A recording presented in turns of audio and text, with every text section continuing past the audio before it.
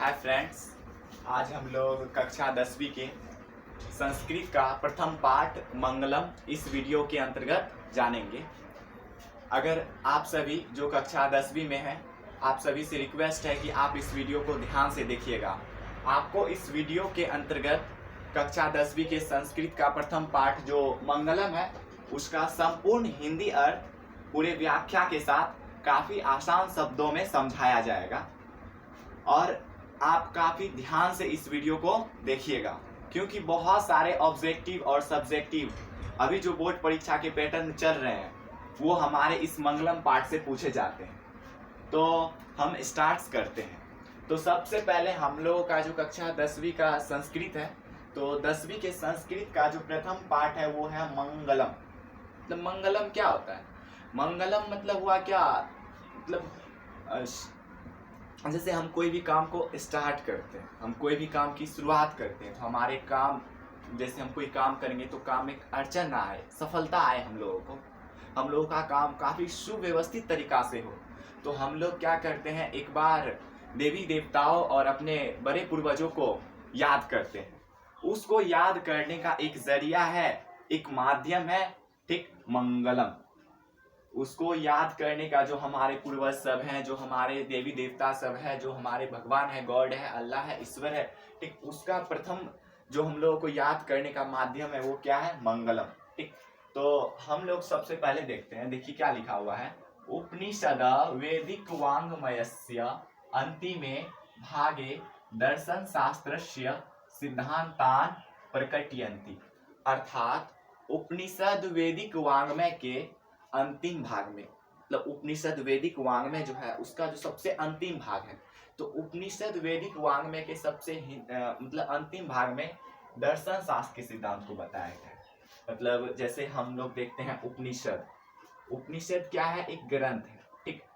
तो उपनिषद एक ग्रंथ है। उपदेश जैसे गुरु सर हम लोगों को देते हैं, अच्छी बातें बताते हैं, उसको बोलते हैं उपदेश। और जो उपदेशों की किताबें होती है उसको हम लोग बोलते हैं उपनिषद। तो उपनिषद वैदिक वाङ्मय जो है, उपनिषद वैदिक वाङ्मय, तो उपनिषद वैदिक वाङ्मय का जो सबसे अंतिम भाग है, इसका जो सबसे अंतिम अध्याय है, तो उस अध्याय में, उस भाग में किसके सिद्धांत को बताया गया है? तो दर्शन शास्त्र के सिद्धांत को। किसके सिद्धांत को बताया गया है? तो दर्शन शास्त्र के सिद्धांत को। अर्थात उपनिषद वैदिक वाङ्मय जो है उसका जो सबसे अंतिम भाग है, सबसे अंतिम अध्याय है, उसमें दर्शन शास्त्र की बातों को, दर्शन शास्त्र की सिद्धांतों को समझाए गए हैं, बताए गए। सर्वर्थ परम पुरुषस्य महिमा प्रधानतया गीयते। और सभी जगह, यानी कि जितने भी जगह उपनिषद वैदिक वाङ्मय में दर्शन शास्त्र के सिद्धांत बताए गए हैं, तो हर एक जगह जो इस दुनिया के श्रेष्ठ पुरुष है, परम पुरुष है, दिव्य पुरुष है, अर्थात परमात्मा है, उसकी महिमा बताई गई है। मतलब सभी जगह जो परम पुरुष है, दिव्य पुरुष है, श्रेष्ठ पुरुष है, सबसे उत्तम पुरुष है, जिसकी कृपा से ये संसार चल रही है, सभी जीवों का जीवन चल रहा है, जो सभी जीवों के पालनहार है, ठीक, उसकी महिमा, उसका जो मतलब उनका जो महिमा है वो प्रधान रूप से गाया गया है। तेन परमात्मना जगत व्याप्तम नुशासितम चास्ति। और वही परमात्मा की कृपा से, उसी दिव्य पुरुष की कृपा से, उसी श्रेष्ठ पुरुष की कृपा से ये जो संसार है व्याप्त है और अनुशासित है। मतलब हम लोगों की सारी गतिविधियां चल रही है, हवाएं सही नियमित तरीके से चल रही है, दिन रात सही तरीका से हो रहा है, सभी लोगों का जीवन चल रहा है। तो किसकी कृपा से? तो वही श्रेष्ठ पुरुष, परम पुरुष, परमात्मा की कृपा से, जिसकी महिमा का व्याख्यान मतलब उपनिषद वैदिक वाङ्मय के अंतिम भाग दर्शन शास्त्र के सिद्धांतों को बताने में किए गए। मतलब उन्हीं परमात्मा की कृपा से ये संसार व्याप्त है और अनुशासित है। मतलब सभी लोगों का जीवन, रहन सहन, खाना पीना, पढ़ाई लिखाई, सभी लोगों का गृहस्थ जीवन, सब कुछ उसी परमात्मा, उसी दिव्य पुरुष, उसी श्रेष्ठ पुरुष की कृपा से हो रहा है। ठीक, स एव सर्वेषां तपसां परमं लक्ष्यम।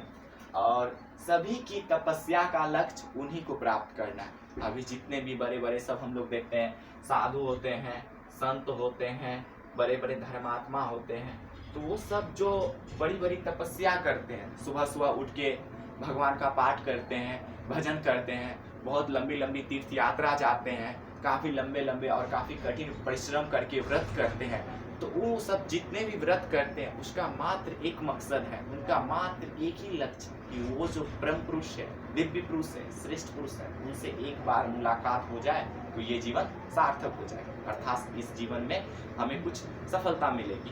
ठीक, तो जितने भी मतलब साधु है, संत है, धर्मात्मा है, जितने भी साधुजन व्यक्ति है, सभी की तपस्या का लक्ष्य, सभी जो काफी लंबी तपस्या करते हैं, भगवान की पूजा करते हैं, तो उनकी तपस्या का लक्ष्य उन्हीं को प्राप्त करना है। किनको? तो परम पुरुष परमात्मा को। अस्मिन् पाठे परमात्म परा उपनिषदा पद्यात्मका पद्य मंत्रा संकलिता सन्ति। इस पाठ में उसी परम पुरुष परमात्मा को प्राप्त करने के लिए, उसी परम पुरुष परमात्मा की स्तुति के लिए, वंदना के लिए उपनिषद के कुल 5 मंत्र पद्य के रूप में लिए गए, अर्थात वही जो सबसे उत्तम पुरुष है, अर्थात परम पुरुष परमात्मा है, परम पुरुष परमात्मा, उसी की मतलब स्तुति के लिए, उन्हीं की पूजा के लिए, उन्हीं की महिमा का व्याख्यान करने के लिए यहाँ जो है प्रस्तुत पाठ मंगलम में टोटल जो है ना मतलब 5 मंत्र लिए गए हैं। और 5 मंत्र कहाँ से लिए गए हैं? तो उपनिषद से। और किस रूप से लिए गए हैं? तो पद्य रूप में। पद्य मतलब कविता, यानी छोटी छोटी पंक्तियों के रूप में लिए गए। अर्थात हम लोग जो प्रथम पाठ मंगलम पढ़ेंगे, तो इस मंगलम पाठ में ठीक तो उसी परम पुरुष परमात्मा की स्तुति के लिए, वंदना के लिए उपनिषद के कुल 5 मंत्र हैं। किसके रूप में? तो पद्य के रूप में। किसके रूप में? पद्य के रूप में। और मतलब हम एक शुरू में बात भूल गए थे, ये उपनिषद है, अर्थात उपनिषद जो पाठ है, ये उपनिषद के रचनाकार जो है वो है महर्षि वेदव्यास। महर्षि वेदव्यास मतलब ये जो उपनिषद है, तो उपनिषद के जो रचनाकार है वो है महर्षि वेदव्यास। ध्यान रखिएगा, ठीक। उपनिषद के रचनाकार कौन है? महर्षि वेदव्यास। ठीक। और जो यहाँ जो मंगलम पाठ है वो जो है कहाँ से लिया गया है? तो उपनिषद से। और उपनिषद के रचनाकार कौन है? महर्षि वेदव्यास। तो यहाँ तक हम लोग देखें कि इस पाठ में उसी दिव्य पुरुष, श्रेष्ठ पुरुष, परम पुरुष परमात्मा की महिमा के लिए, वंदना के लिए, उनकी पूजा आराधना के लिए उपनिषद के कुल 5 मंत्र। उपनिषद के कितने मंत्र? 5 मंत्र। उपनिषद के कुल 5 मंत्र पद्य के रूप में लिए गए, अर्थात छोटी छोटी पंक्ति जो कविता की तरह होते हैं उसकी तरह लिए गए। तो पहला जो मंत्र है, ठीक, वो है ईशावास्य उपनिषद से। ध्यान से देखिएगा, पहला मंत्र कहाँ से है? ईशावास्य उपनिषद से। ठीक, हम लोग जो पहला मंत्र पढ़ेंगे वो ईशावास्य उपनिषद का है, जिसमें बताया गया है भिन्नम्येन पात्रेण सतस्या विहितम मुखम तत्वं भूषण पावरेणु सत्य धर्मान दृष्टि। हे प्रभु, हे स्वामी, हे सूर्य, हे पुषाण। सत्य का जो मुख है वो हिरण रूपी पात्र से ढका हुआ, अर्थात सत्य धर्म का जो मुख है, सत्य धर्म जो अभी है वो सोने की पात्र से ढका हुआ है। हे प्रभु, सत्य धर्म की कल्याण हेतु, सत्य धर्म का संसार में कल्याण हो, सत्य धर्म का जीत हो, इसके लिए आपसे अनुरोध है कि आप उस आवरण को हटा दीजिए। मतलब बोले गए हैं कि हे प्रभु, हे स्वामी, हे देव, इस संसार में जो सत्य का मुख है, अर्थात ये जो सत्य धर्म है, ये सत्य धर्म का मुख किससे ढका हुआ है? तो हिरण्मय पात्र से। सत्य का मुख किससे ढका हुआ है? तो हिरण्मय पात्र से। हिरण्मय पात्र मतलब सोने के आवरण से। सत्य का मुख सोने के आवरण से ढका हुआ है।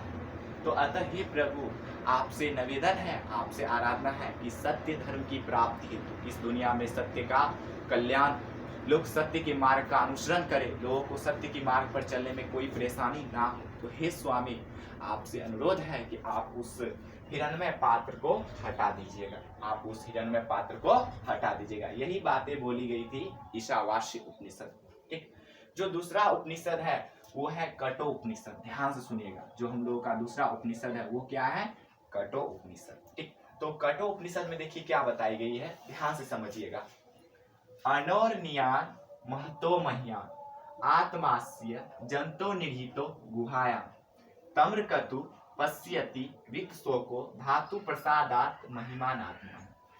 अर्थात जंतुओं के हृदय रूपी गुफा में जो ये आत्मा है, ये आत्मा अणु से भी अणु और सूक्ष्म से भी सूक्ष्म है।